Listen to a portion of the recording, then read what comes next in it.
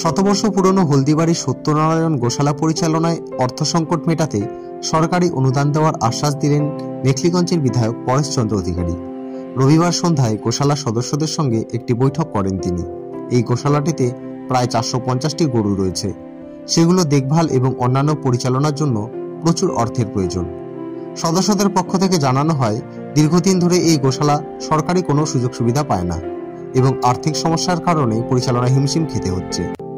এদিন বৈঠক শেষে বিধায়ক পরেশচন্দ্র অধিকারী গোশালার সামগ্রিক পরিস্থিতি খতিয়ে দেখেন এবং তাদের আর্থিক সমস্যার সমাধানে সরকারি অর্থ প্রদানের আশ্বাস দেন। গোশালা সদস্যরা সারা বছর হলদিবাড়ির বিভিন্ন সামাজিক কর্মসূচি আয়োজনের সঙ্গেও যুক্ত থাকেন। অনেকদিন ধরেই গোশালার যারা এখানকার সদস্য তারা আমার সাথে দেখা হয়, কিন্তু বসার এই সুযোগ হয়ে ওঠে না, নানা রকম প্রোগ্রামে ব্যস্ত থাকি। কিন্তু গত কয়েকদিন ধরে একটা দিন তারিখ ঠিক করা হয় যে আগামী রোববার দিন 6টার সময় এখানে বসা হবে। সেই বিষয় নিয়ে আমরা এখানে বসি। এই গোশালা অনেক প্রাচীন, প্রায় 130 বছরের গোশালা। তার উন্নতিকল্পে তারা নানাভাবে সরকারি সাহায্য তারা আশা করেন, তারা বিভিন্ন প্রকল্পের কথা বলেন।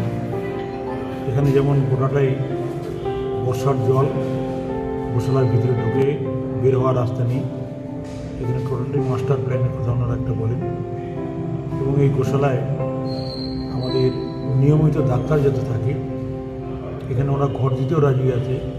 এখান থেকে যাতে বাইরেরও লোক চিকিৎসা করতে পারবে, তারা ঘর দেবেন এবং এখানকার গোশালার গবাদি পশু যেগুলো আছে সেগুলিও চিকিৎসা যাতে সুপার ব্যবস্থা হয় তার জন্য তারা এ কথা বলছেন।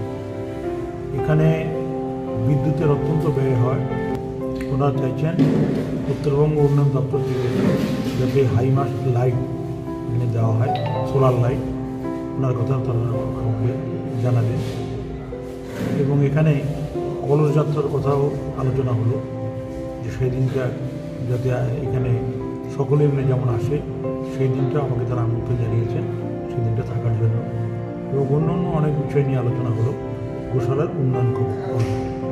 আমরা আশা রাখছি যে সকলের সহযোগিতা নিয়ে আগামী দিনে এই গোশালা 130 বছরের গোশালাকে আমরা একটা জায়গায় পৌঁছতে পারি কিনা তারই জন্য তারা নানান বিষয়ে আলোচনা হবে।